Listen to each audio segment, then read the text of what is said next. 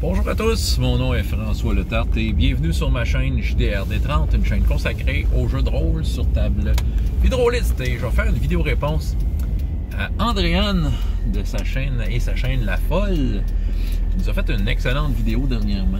Elle présentait le jeu Conte de Noël et surtout elle nous a fait des impressions sur une partie qu'elle a menée avec ses propres enfants.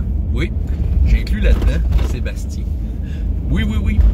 Une vidéo très intéressante, elle nous parlait un peu de son expérience, puis en fait que ça l'a bien été, ok, on s'entend là, je pense que son résultat était bon. Je pense qu'elle a réussi ce qu'elle a, elle a réussi sa partie parce que, de ses dires, ses enfants lui en ont redemandé, donc ils étaient prêts à rejouer avec elle. Déjà, peu importe comment la partie s'est déroulée, je pense que, peu importe à quel point techniquement on était dessus ou pas dessus, ça dérange plus dès le moment que quelqu'un te dit encore. Là, ça veut dire que tu as fait ça correct. Conte de Noël, un jeu, je pense que l'éditeur c'est Gnome Archiviste, que j'ai reçu moi-même. Je vous en ai parlé un peu, j'avais reçu une copie pour avoir un peu travaillé dessus. Façon de parler, j'avais fait une relecture avant sa sortie, donc j'avais participé à cette étape-là de la réalisation de ce jeu de rôle-là. C'est un jeu où on incarne les lutins du Père Noël. Et évidemment, la plupart des aventures ont vraiment un lien avec la fête de Noël, mais puis même en écoutant la vidéo d'Andréane, elle se posait des questions là, si ça peut s'adapter à autre chose que Noël. Je pense que des lutins du Père Noël peuvent avoir toutes sortes d'aventures. C'est pas obligé d'être juste Noël. J'avoue que dans le temps de Noël, c'est là qu'ils sont le plus dans leur élément, mais je pense qu'il y a moyen d'avoir une aventure de Noël, avec des lutins de Noël dans autre contexte, si on veut vraiment l'associer à une autre fête, avec les lutins de Noël à l'Halloween, comme Andréane l'avait nommé, exemple. Fait que je pense que ce jeu-là a du potentiel. C'est sûr que j'ai pas lu, je l'ai lu là, mais ça fait un bout, il faudrait que je le relise pour comme bien comprendre, mais elle explique bien le jeu dans sa vidéo, soit dit en passant. Système de jeu très simple, très permissif, dans lequel, en termes de probabilité, les enfants ont peu de chances de rater une action. C'est peut-être moins codé que, mettons, si je regarde un équivalent avec lequel je suis à l'aise, Hero Kids. Hero Kids est très codé, est plus codifié si on veut que, mettons, Conte de Noël. Je vais quand même mentionner Hero Kids en termes de comparaison, peut-être pour certains exemples. Je vais voir, parce qu'Andréane quand même se posait des questions. Se posait des questions sur peut-être des choses, comment en fait dealer, négocier avec des trucs que les enfants peuvent lancer, des idées qu'ils peuvent lancer, puis qui des fois dépassent apparemment leur capacité. Ça arrive à Hero Kids. OK. Je vais vous parler d'Hero Kids. Hero Kids, étant donné que c'est un peu plus codifié, c'est sûr que moi, quand je suis meneur de jeu devant un enfant qui me décrit une action extraordinaire, qui sort un peu peut-être de ses capacités clairement décrites sur sa fiche, souvent ce que je dis pas non. Je dis, c'est pas ta spécialité. C'est d'autres façons de dire non que j'ai découvert. Ouais. C'est pas de dire non, mais c'est de faire rappeler que, je pense pas que ça soit faisable pour toi. Mais des fois, on essaye. Je vais vous donner un exemple concret. Hero Kids, ton personnage, c'est un personnage qui tire des flèches, qui tire à l'arc. Sur ta fiche d'Hero Kids, vis-à-vis la compétence avec le petit arc, tu as des dés décrits, puis à côté, ta compétence avec la petite épée, t'en as pas. Mais d'un coup, l'enfant décide de varger sur ses ennemis avec son arc comme si c'était un bâton, des fois, je vais comme le permettre, mais je vais comme mettre des difficultés plus hautes, pour lui rappeler que, peut-être tu vas faire de quoi de super cool avec ton arc, peut-être que ça va marcher, mais dans les faits, tu as beaucoup plus de facilité à faire des affaires cool en tirant les flèches. Parce que c'est ta spécialité, tandis que frapper du monde au corps à corps, c'est ça. Bon, ça, c'est un exemple concret dans lequel, quand un enfant va me demander quelque chose qui ne fait pas tout à fait partie de ce que son personnage peut faire, c'est comme ça que je négocie ça. Conte de Noël semble beaucoup plus flou à ce niveau-là. Ça peut être déstabilisant, mais en même temps, ça peut être un outil. Ça peut être un outil qui peut, avec lequel on peut se servir puis qu'on peut surfer sur les idées des enfants. Parce que des lutins de Noël, ça peut être plein de choses, OK? OK, les lutins de Noël, tu sais, je me souviens pas à quel point ils sont définis dans le livre. Qui est-ce qu'ils sont et qu'est-ce qu'ils sont théoriquement capables de faire. Mais tu sais, si tu demandes sans jeu à des enfants, c'est quoi des lutins de Noël? Qu'est-ce qu'ils sont capables de faire? Bien, vous allez avoir vraiment une panoplie de réponses. Dans l'imaginaire des enfants, les lutins de Noël peuvent être toutes sortes d'affaires. Fait que je pense que avant une partie, tu sais, il y a une chance de sans être session zéro, mais avant de commencer la partie, des fois, c'est peut-être que c'est une idée qui m'arrive de même, là, mais peut-être que ça serait pas mauvais de justement poser la question, sonder la chose, mais qui sont ces lutins de Noël et qu'est-ce qu'ils sont capables de faire? Peut-être pour se préparer mentalement à comment les enfants vont les interpréter. S'ils les interprètent avec dans l'idée qu'ils sont capables de faire telle affaire, au moins, on va le savoir. Puis peut-être une occasion de nous s'ajuster, c'est ça, de se préparer mentalement à pouvoir l'intégrer dans la partie. Ce qui fait que les enfants vont interpréter des lutins tels qu'ils les imaginent. Bon. C'est peut-être une technique qui peut être intéressante. T'sais, avant de commencer la partie, une discussion sur les lutins de Noël. Qu'est-ce qu'ils font? Fait que peut-être que c'est ça. Une façon de se préparer. Maintenant, en cours de jeu, je sais qu'Andréane a décrit justement une scène où sa fille, qui était joueuse, a comme décrit des actions qui semblaient dépasser les capacités d'un lutin. OK?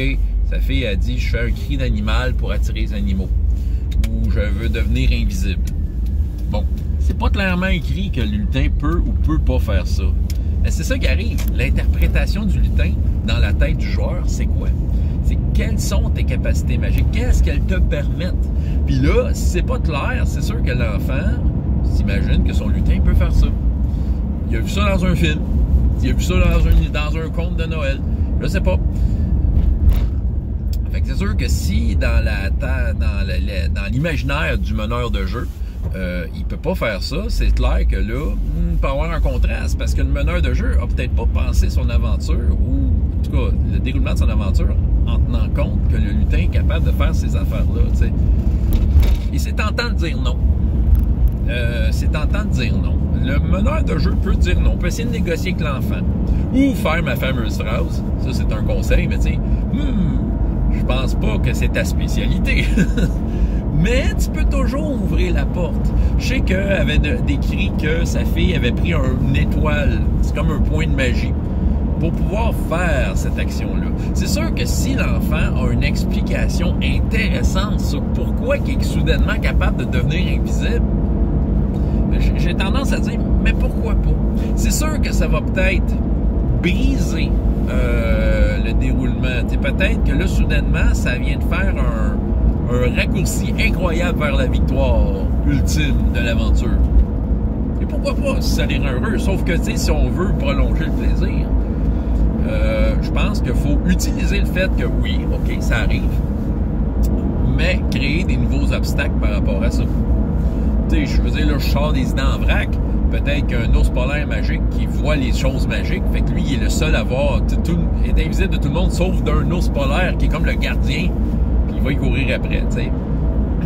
Ou, tu sais, il peut avoir, tu sais, là, j'ai lancé une idée de même, ça peut être bien d'autres choses, ça peut être plein de bonnes idées, mais tu sais, je pense que c'est l'occasion des fois de dire, OK, ça l'a passé, puis qu'on invente un nouvel obstacle par rapport à ça, qui va juste rendre ça plus intéressant et qui va aussi bien interpeller le joueur qui est dans cette situation-là, puis qui est dans, le personnage invisible, ben, se sent interpellé par le fait que son invisibilité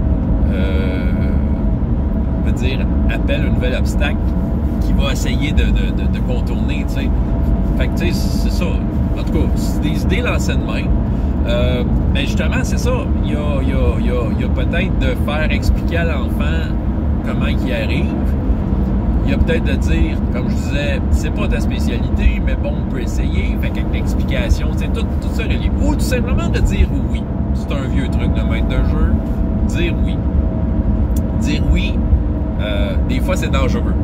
Parce que des fois, c'est dire oui à des affaires qui n'ont pas d'allure. Bon.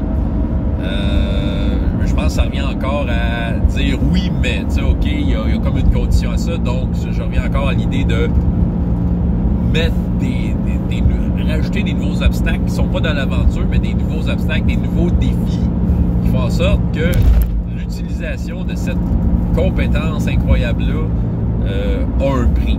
Tu sais, a une série d'ennemis, d'obstacles qui peuvent vraiment mettre en péril l'aventure, qui peuvent faire dépenser, bon, dans le cas de lutins, les points d'étoiles magiques plus rapidement, je sais pas. Mais c'est vrai que, étant donné que c'est un peu flou, ça peut être dur à contrôler. Mais je pense qu'au final, c'est quand même de tenter de dire oui. Au consentant, justement, vu que c'est flou pour les joueurs, ça peut l'être pour le maître de jeu. Fait que, il y a moyen de construire puis que ça devienne complètement incroyable tout ça. Là. Ça reste quand même une histoire de Noël avec de lutins de Noël puis tout ça. Puis je pense que, c'est de dire... c'est un peu un mélange de tout ça. De dire oui, mais donne-moi une bonne explication et de votre côté, en tant que meneur de jeu, de rajouter les obstacles nécessaires pour rendre ce oui-là intéressant. Le fait que soudainement, on a ce pouvoir-là, mais pourquoi pas? Puis, de rendre la vie du héros plus intéressante en ajoutant un obstacle. C'est ça. Fait que c'est ça. Je pense qu'il y a moyen de construire un peu autour de tout ça. Je sais que l'autre joueur, je pense que c'est son fils qui avait plus la tendance à vouloir tirer du gun. Mais si je me souviens bien, son personnage, je pense que c'était un qui s'occupait des jouets, OK, du Père Noël. Fait que toujours moyen, OK, t'as un gun pour éliminer ou du moins tasser un obstacle, qui était je sais pas quoi, là, je me souviens pas comment ça a été décrit. Fait que faut quand même recentrer sur ce que c'est. C'est quand même une histoire de Noël. Dans une histoire de Noël, bon, on se tire pas puis ça vient pas plein de sang, tu sais. Fait que c'est pas un vrai gun, tu sais. Il y a toujours moyen de négocier ça, de dire ah oui, t'as un gun jouet, tu sais. Ça peut être un super gun à nerf là, qui est super efficace, là, qui est genre quand tu tires tes ennemis, ça les dérange assez, ils en reçoivent un dans l'œil, puis ils finissent par se tasser. Il y a moyen de faire ça à la Noël. Où tu veux être wild, là c'est des idées en vrac, là, t'as un canon à boules de Noël, les boules éclatent sur les ennemis, ça pourrait être drôle. Mais c'est ça, je pense que, donc, regarde, je pense qu'il faut pas se laisser déstabiliser par des idées un peu folles. C'est vrai, comme Andréane, de la façon qu'elle disait ça, c'est que les enfants, des fois, comme tout leur est dû, OK, tu peux leur donner, si... Dans un jeu flou de même, c'est ça, tu peux leur donner, mais il faut que tu sois capable, mettons, de donner un obstacle, comme le revers de la médaille, puis que ça devienne intéressant. C'est ça. Je dirais que c'est ça.